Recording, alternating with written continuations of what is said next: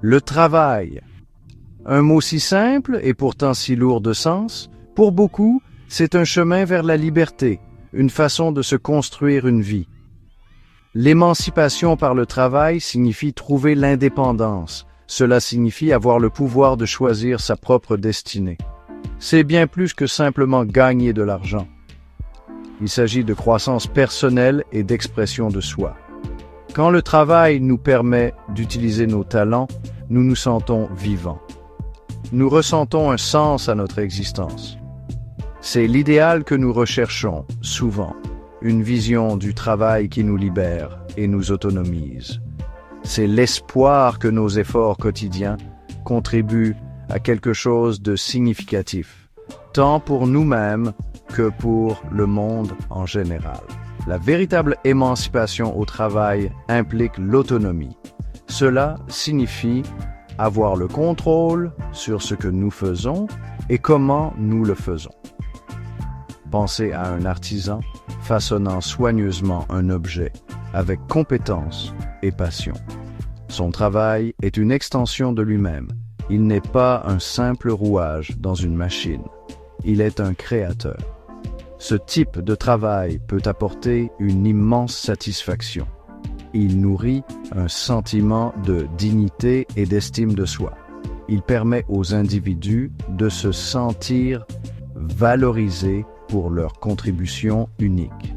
Ce sentiment de contrôle, de faire une différence tangible, est une puissante source d'épanouissement humain, un contraste frappant avec les tâches qui semblent vides de sens ou imposées. L'émancipation découle également d'une rémunération équitable et de la reconnaissance. Lorsque nos efforts sont justement récompensés, nous nous sentons respectés. Cette indépendance financière nous permet de subvenir à nos besoins et à ceux de nos familles. Elle ouvre des portes à l'éducation, aux soins de santé et aux loisirs. C'est une fondation sur laquelle nous pouvons bâtir une vie sûre et épanouissante.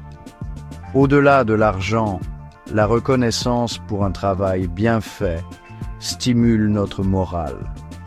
Elle nous indique que notre travail compte, que nos contributions sont vues et appréciées par les autres. Cette validation est un élément crucial pour se sentir véritablement émancipé par ce que nous faisons chaque jour, sachant que notre apport a un impact positif. De plus, le travail peut être une source de lien social et d'identité. Nos emplois nous placent souvent au sein d'une communauté de collègues. Nous partageons des expériences, des défis et des succès. Ces relations peuvent être profondément enrichissantes. Elles peuvent offrir du soutien et un sentiment d'appartenance. Notre profession peut également devenir une partie importante de qui nous sommes. Elle façonne la façon dont nous nous percevons et dont les autres nous perçoivent. Cette dimension sociale du travail, lorsqu'elle est positive, renforce notre sentiment d'identité et notre place dans la société. Elle transforme un emploi en une expérience plus holistique qui contribue à notre bien-être général et à notre intégration dans la communauté élargie. Maintenant, tournons-nous vers un aspect plus sombre du travail. Le terme esclavage moderne choque. Il évoque une époque révolue. Pourtant, il existe aujourd'hui, caché à la vue de tous. Il désigne des situations où des personnes sont contraintes de travailler contre leur gré. Elles sont contrôlées par des menaces, la violence ou la tromperie. Elles ne peuvent quitter leur emploi librement. Elles sont traitées comme des marchandises, non comme des êtres humains. Il ne s'agit pas d'une mauvaise journée au bureau. Il s'agit de l'exploitation et de la déshumanisation systématique d'individus à des fins lucratives, une sombre réalité qui persiste sous diverses formes à travers le monde. L'esclavage moderne revêt de nombreuses formes. Ce peut être le travail forcé dans les usines, ou les exploitations agricoles. Ce peut être la servitude pour dette, où des personnes sont piégées par des prêts qu'elles ne pourront jamais rembourser. Ce peut être la traite des êtres humains, où des individus sont déplacés et exploités. Même dans les pays développés, nous trouvons des travailleurs dans des conditions profondément abusives. Ils peuvent être confrontés à des heures excessivement longues pour un salaire très bas. Ils peuvent subir des environnements de travail dangereux. Ils peuvent se voir refuser des droits et protections fondamentaux. Ces situations dépouillent de la dignité et de la liberté, laissant les gens vulnérables et impuissants face à des pressions économiques écrasantes. Les chaînes de l'esclavage moderne ne sont pas toujours physiques. Parfois, elles sont psychologiques. La peur est un puissant outil de contrôle. Les travailleurs peuvent craindre de perdre leur emploi, leur logement ou leur capacité à nourrir leur famille. Cette peur peut être exploitée par des employeurs peu scrupuleux. Ils peuvent pousser les gens à accepter des conditions insupportables. Le manque d'alternatives ou la perception qu'il n'y en a pas peut créer une prison sans mur. Cette coercition subtile est tout aussi dommageable que la force manifeste. Elle érode l'esprit d'une personne et son espoir d'un avenir meilleur, la piégeant dans un cycle de désespoir et de dépendance. Il est crucial de comprendre que l'esclavage moderne n'est pas seulement un cas extrême. Des éléments de contrôle excessif et d'exploitation peuvent s'immiscer dans de nombreuses formes de travail contemporain. Pensez à la pression immense d'être constamment disponible. Pensez à l'économie des plateformes, où les travailleurs manquent souvent de sécurité et d'avantages sociaux. Bien que ce ne soit pas de l'esclavage au sens strict, ces situations peuvent en partager certaines caractéristiques. Elles peuvent diminuer l'autonomie. Elles peuvent créer la dépendance. Elles peuvent faire en sorte que le travail ressemble moins à un choix et plus à un lourd fardeau, un mal nécessaire plutôt qu'une source d'épanouissement ou de libération. C'est un spectre, et nous devons être vigilants. Pourquoi cette discussion sur le travail, l'émancipation et l'esclavage est-elle si importante actuellement? Notre monde change rapidement. La technologie transforme notre façon de travailler, où nous travaillons et même si nous travaillons. La mondialisation nous connecte plus que jamais, mais elle crée aussi de nouvelles pressions. La pandémie a davantage ébranlé nos anciennes certitudes concernant l'emploi et l'équilibre vie professionnelle, vie personnelle. Nous sommes à la croisée des chemins. Nous avons l'occasion de remodeler l'avenir du travail. Mais nous courons aussi le risque de voir émerger de nouvelles formes d'exploitation si nous ne sommes pas prudents et réfléchis dans notre approche. La nature de l'emploi se diversifie. Nous assistons à l'essor du télétravail, offrant de la flexibilité à certains. Pourtant, nous constatons également une augmentation du travail précaire. Contrats à court terme, missions de pigistes et contrats 0 heure. Ceux-ci peuvent offrir de la liberté, mais ils s'accompagnent souvent d'insécurité. De nombreux travailleurs n'ont pas d'avantages sociaux comme l'assurance maladie ou les congés payés. Ils sont confrontés à l'incertitude quant à leur prochain salaire. Cette précarité peut engendrer un état d'anxiété constant. Elle rend difficile la planification de l'avenir. On peut avoir l'impression de marcher sur une corde raide sans filet de sécurité, toujours sur le qui-vive. De plus, les frontières entre vie professionnelle et vie personnelle s'estompent. Les téléphones intelligents et les ordinateurs portables signifient que nous pouvons être connectés à notre travail 24 heures sur 24, 7 jours sur 7. Cette culture du toujours connecté peut être épuisante. Elle peut mener à l'épuisement professionnel et à des maladies liées au stress. La pression d'être constamment productif, d'être toujours disponible, pèse lourd sur notre santé mentale et physique. Trouver un équilibre devient de plus en plus difficile pour beaucoup. L'attente d'une réponse au courriel tard le soir ou de travailler la fin de semaine n'est plus rare. Cette érosion du temps personnel est une préoccupation majeure pour le bien-être à l'ère moderne. Ce débat est urgent car il touche au cœur de nos sociétés. Le travail n'est pas seulement une question d'économie, il s'agit de dignité humaine, il s'agit d'équité et de justice, il s'agit du type de monde dans lequel nous voulons vivre. Voulons-nous un monde où le travail autonomise les gens, ou voulons-nous un monde où le travail les broie? Les choix que nous faisons maintenant définiront la vie professionnelle des générations à venir. Nous devons nous poser des questions difficiles, nous devons écouter différentes voix, nous devons imaginer de nouvelles possibilités pour un avenir du travail plus humain et équitable pour toutes les personnes concernées. Pour comprendre le travail aujourd'hui, nous devons regarder en arrière. La révolution industrielle, débutant à la fin du XVIIIe siècle, fut un tournant profond. Auparavant, la plupart des gens travaillaient dans l'agriculture ou le petit artisanat. La vie était dure, mais le travail était souvent lié aux saisons et à la communauté.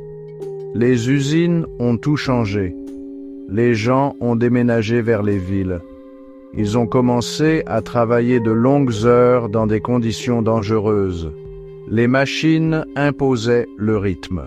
Le travail est devenu régimenté, discipliné et souvent déshumanisant. Cette période a jeté les bases de nombre de nos conceptions et défis actuels concernant le travail et son organisation. Les débuts de l'ère industrielle furent marqués par une exploitation brutale. Hommes, femmes et même jeunes enfants trimaient pour des salaires de misère. Il y avait peu de protection, peu de droits. Cependant, cette période a également vu la montée des mouvements ouvriers.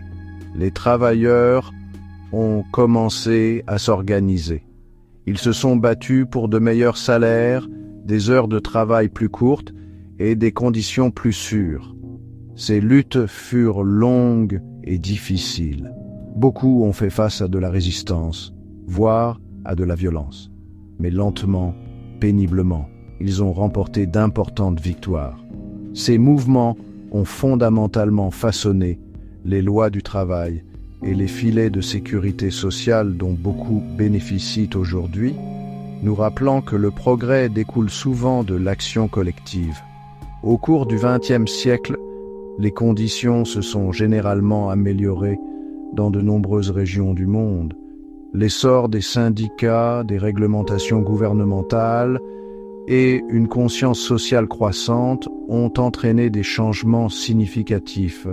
La journée de travail de 8 heures est devenue plus courante. Le travail des enfants a été restreint. Des normes de sécurité au travail ont été introduites. L'idée d'une carrière offrant stabilité et avantages sociaux s'est imposée pour beaucoup. C'était l'ère de l'homme de l'entreprise, la promesse d'un emploi à long terme en échange de la loyauté. Ce fut une période où le contrat social entre employeurs et employés semblait pour un temps plus équilibré et prévisible. Cependant, ce progrès ne fut ni universel ni permanent. La fin du XXe et le début du XXIe siècle ont apporté de nouveaux changements. La mondialisation a entraîné la délocalisation d'emplois vers des régions au coût de main-d'œuvre inférieur. Les avancées technologiques ont automatisé de nombreuses tâches, tout en créant de nouveaux types d'emplois. Le déclin de l'industrie manufacturière dans certains pays occidentaux et l'essor des économies de services et du savoir ont de nouveau modifié le paysage. Ces changements ont apporté à la fois des opportunités et de nouvelles vulnérabilités, nous menant à la situation complexe à laquelle nous sommes confrontés aujourd'hui, où la nature du travail est une fois de plus en profonde mutation et nécessite une réévaluation attentive. Section 5. Naviguer dans le travail moderne, autonomie et précarité. Le monde du travail actuel présente un tableau complexe, une mosaïque d'expériences contrastées. D'une part, nous observons une poussée vers une plus grande autonomie et flexibilité. Le télétravail, autrefois un arrangement de niche, est devenu courant pour de nombreux employés de bureau. Cela peut offrir un meilleur équilibre vie professionnelle-vie personnelle. Cela peut réduire le stress lié au déplacement. Cela permet aux gens d'organiser leur journée de travail en fonction de leurs besoins personnels. Pour certains, cette liberté nouvelle est véritablement émancipatrice. Elle leur permet d'être plus productifs et satisfaits. Ils se sentent en confiance et responsables de leurs résultats, plutôt que simplement des heures passées à un bureau. Cependant, cette autonomie n'est pas toujours ce qu'elle paraît. Pour les télétravailleurs, la maison peut devenir le bureau, brouillant les frontières. La pression d'être toujours disponible peut s'intensifier. Le manque d'interaction en personne peut mener à l'isolement.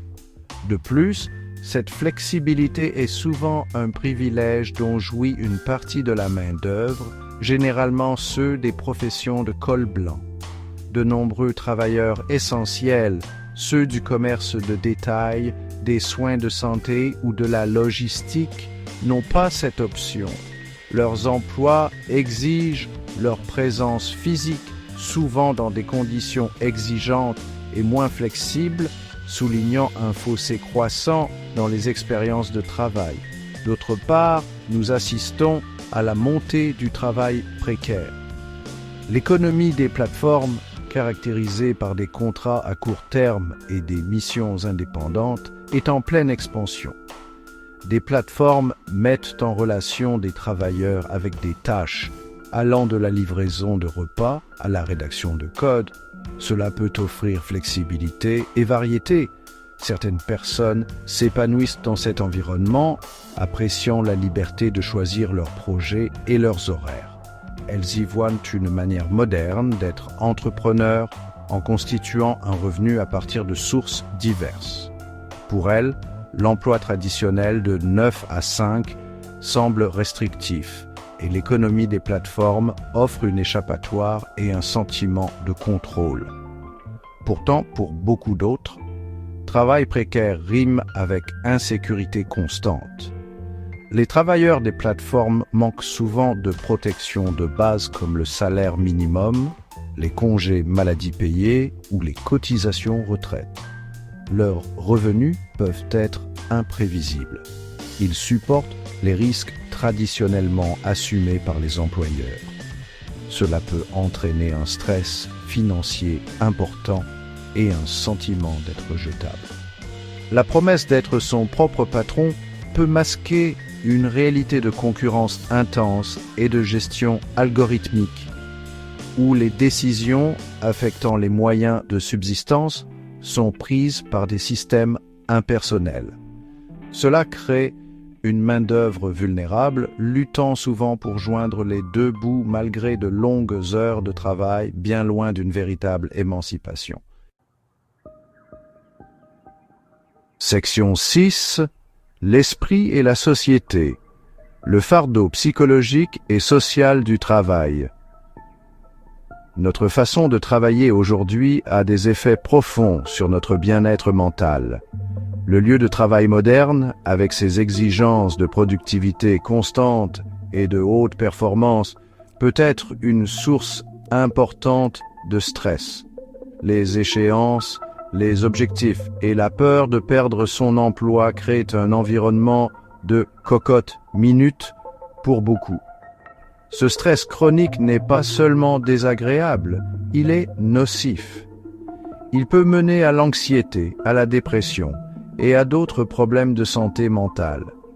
L'Organisation mondiale de la santé a même reconnu l'épuisement professionnel comme un phénomène lié au travail.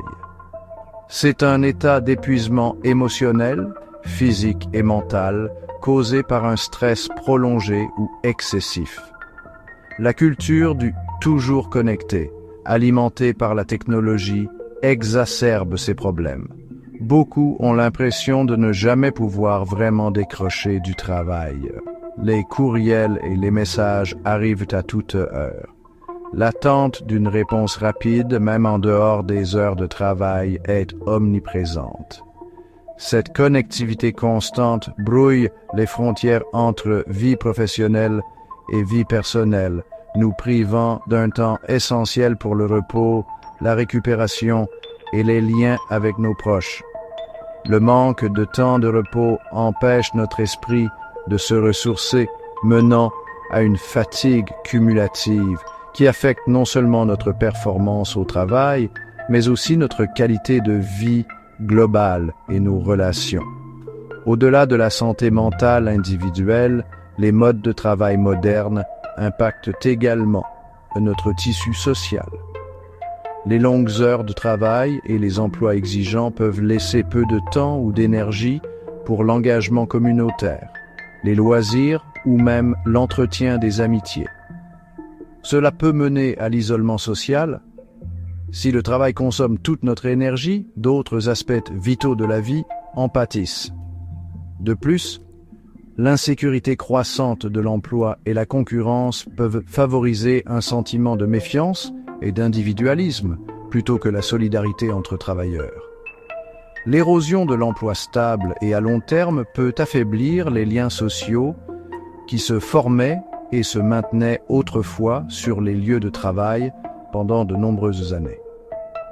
En outre, la valeur perçue accordée à certains types de travail par rapport à d'autres peut créer des divisions sociales. Ceux qui exercent des professions à statut élevé et bien rémunérés sont souvent célébrés, tandis que ceux qui occupent des postes essentiels mais moins bien payés peuvent se sentir sous-évalués et invisibles. Cela peut affecter l'estime de soi et le statut social. La dignité de toute forme de travail honnête doit être reconnue. Lorsqu'une société mesure principalement la valeur d'une personne à son titre professionnel ou à son revenu, cela crée une pression malsaine et peut engendrer un sentiment d'inadéquation chez ceux qui ne répondent pas à ces définitions étroites du succès, favorisant une communauté moins inclusive et solidaire. Section 7. Réalité vécue, données, récits et études de cas. Les statistiques brossent un tableau saisissant des défis du monde du travail contemporain. Les enquêtes mondiales montrent constamment des niveaux élevés de stress au travail. Par exemple, les rapports d'organisations comme l'Organisation internationale du travail soulignent les millions de personnes piégées dans le travail forcé. Les données révèlent également une inégalité croissante des revenus dans de nombreux pays où l'écart entre les plus hauts et les plus bas salaires continue de se creuser. Nous voyons des chiffres sur la prévalence de l'épuisement professionnel. Certaines professions, comme les soins de santé et l'éducation, étant particulièrement touchées. Ces chiffres ne sont pas de simples données abstraites. Ils représentent des vies humaines réelles et une souffrance généralisée qui exigent notre attention. Les témoignages personnels donnent vie à ces statistiques. Imaginez une ouvrière du textile en Asie du Sud-Est, trimant 12 heures par jour dans une usine mal ventilée, gagnant à peine de quoi survivre. Son histoire est celle de l'exploitation, une forme moderne de servitude. Considérez un livreur dans une ville occidentale gérée par un algorithme, confronté à une pression intense pour effectuer ses livraisons, rapidement, sans sécurité d'emploi ni avantages sociaux.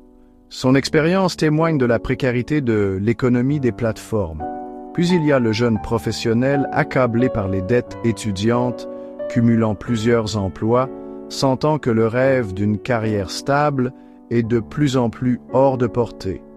Ces récits individuels révèlent le coût humain derrière les tendances. Des études de cas d'industrie ou d'entreprises spécifiques peuvent éclairer davantage les problèmes. Des enquêtes sur les chaînes d'approvisionnement ont souvent révélé des pratiques de travail abusives, même pour des marques renommées. Nous voyons des entreprises célébrées pour leur culture de travail innovante, offrant avantages et flexibilité. Pourtant, même au sein de ces organisations, il peut y avoir des pressions cachées ou des disparités entre différents types d'employés. L'examen d'exemples positifs et négatifs nous aide à comprendre ce qui fonctionne et ce qui ne fonctionne pas.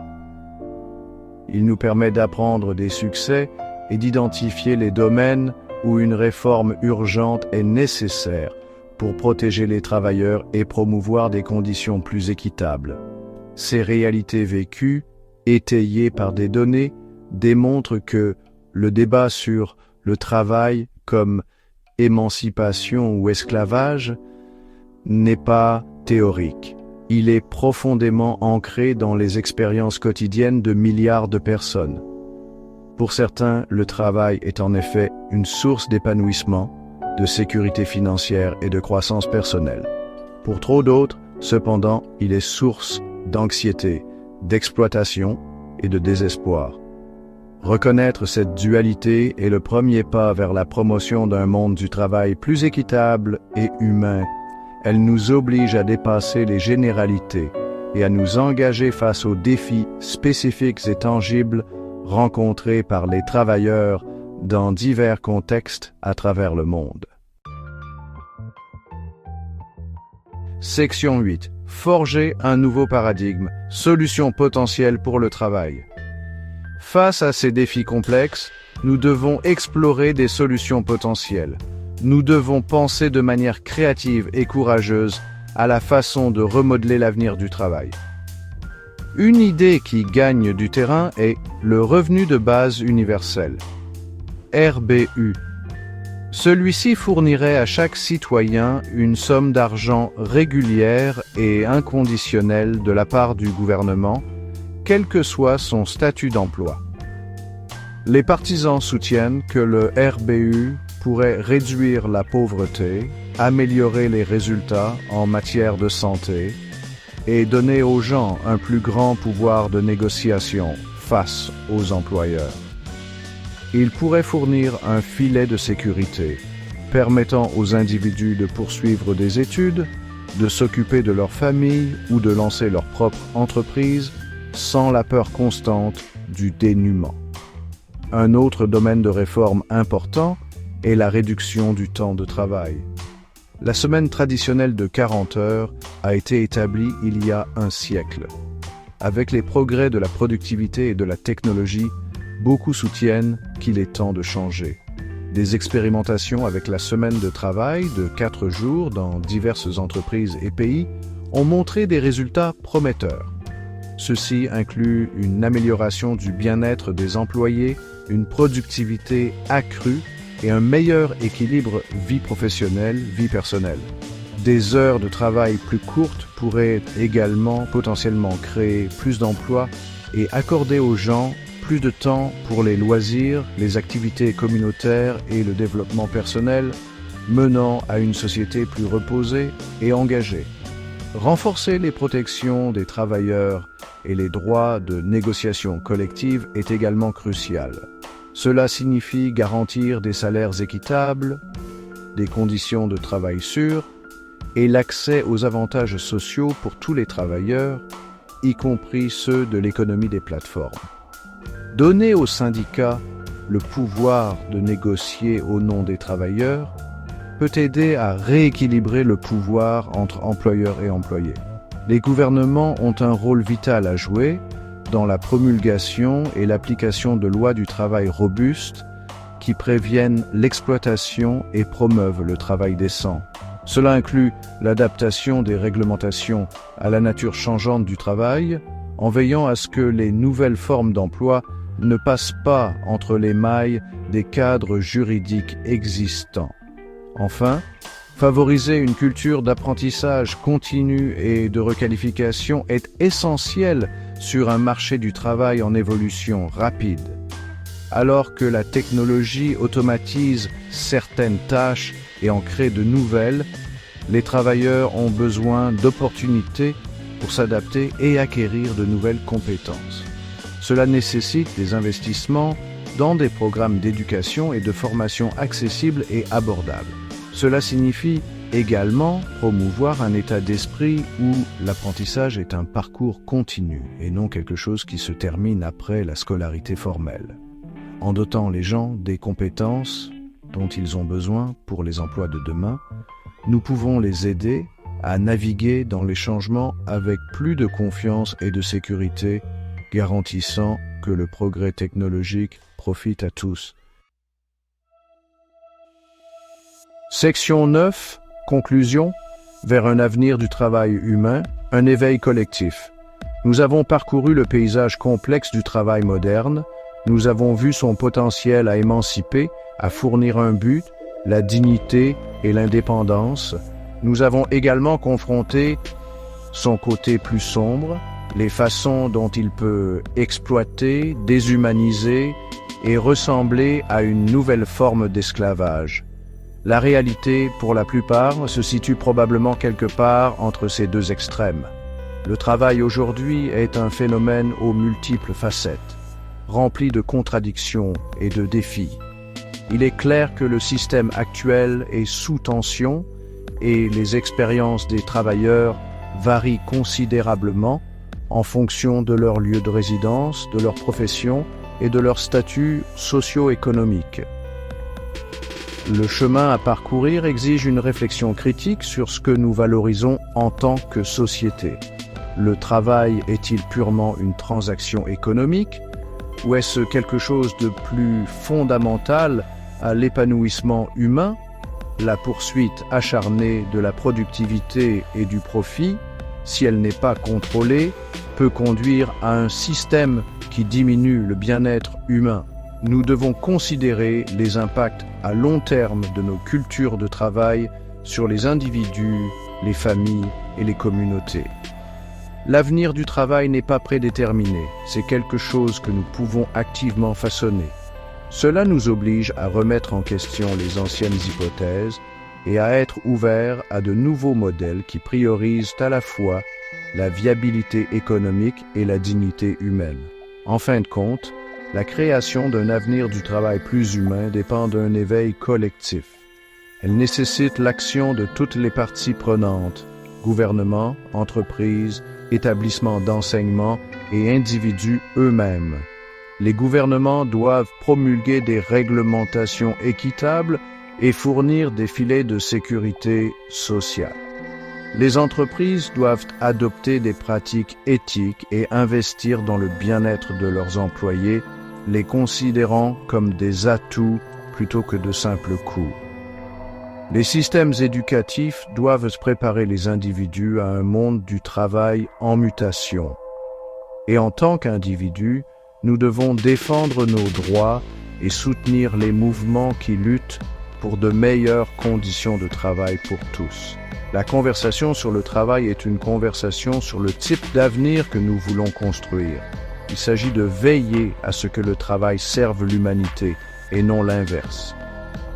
En favorisant la prise de conscience, en engageant un dialogue ouvert et en nous engageant en faveur d'un changement significatif, nous pouvons espérer orienter l'évolution du travail vers une plus grande émancipation et loin des ombres de l'exploitation. Le défi est de taille, mais l'opportunité de créer un monde où chacun a la chance de s'engager dans un travail non seulement productif, mais aussi épanouissant et digne l'est tout autant. Ce voyage de découverte et de transformation est celui que nous devons entreprendre ensemble.